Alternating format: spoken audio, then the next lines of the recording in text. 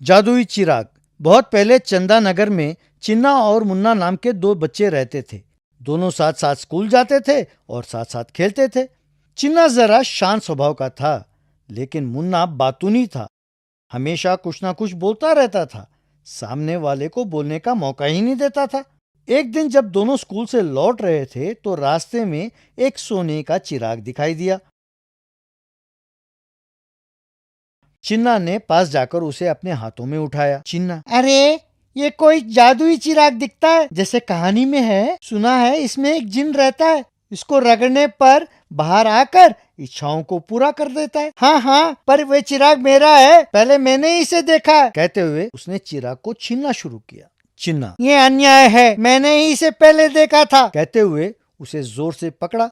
दोनों के इस खींचातानी में चिराग के अंदर का जिन बाहर निकला। जिन, हा हा हा, मुझे बाहर निकालने के लिए धन्यवाद। क्योंकि आप दो हो, इसलिए मैं आप दोनों को एक एक वर दूंगा। किसे क्या चाहिए आप ही तय करें। कहते हुए उसने हवा में अपना हाथ घुमाया और एक छोटी सी डिबिया और सोने से भरा एक थैली प्रकट हुआ।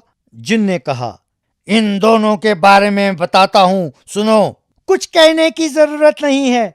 एक कोई काम ना आने वाली डिबिया और एक सोने से भरी थैली। मुझे सोने की थैली ही चाहिए। जिन वहां से गायब हो गया। दोनों अपनी अपनी वस्तुओं को लेकर वहां से चले गए। मुन्ना अपने पैसों से एक आलीशान घर बनाकर नौकर चाकर के साथ बड़े आराम से रहने लगा। पसंद का भोजन करता था। अपने दोस्तों से मिलना छोड़ दिया।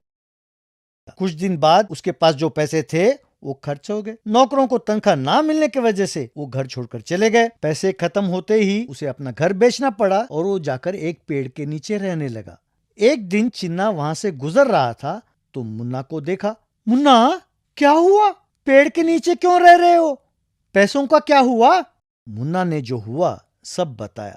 तब चिन्ना, अरे रे, ठीक है, तुम मेरे साथ आकर रहो, तुम्हें कोई कमी नहीं होने दूंगा, ठीक है? वहां से दोनों चले गए।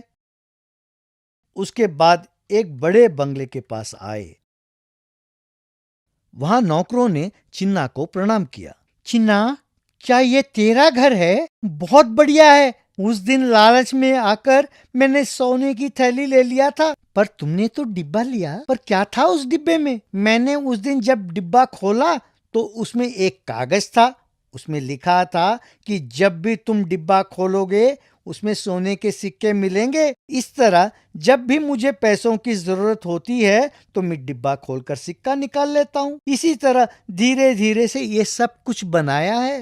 अरे, उस जिन की पूरी बात ना सुनकर मैंने गलती की, इसीलिए ऐसा हुआ। तब से दोनों खुशी खुशी रहने लगे। तो बच्चों, लालच करना, ज्यादा बोलना और दूसरों की पूरी बात ना सुनना ठीक नहीं है।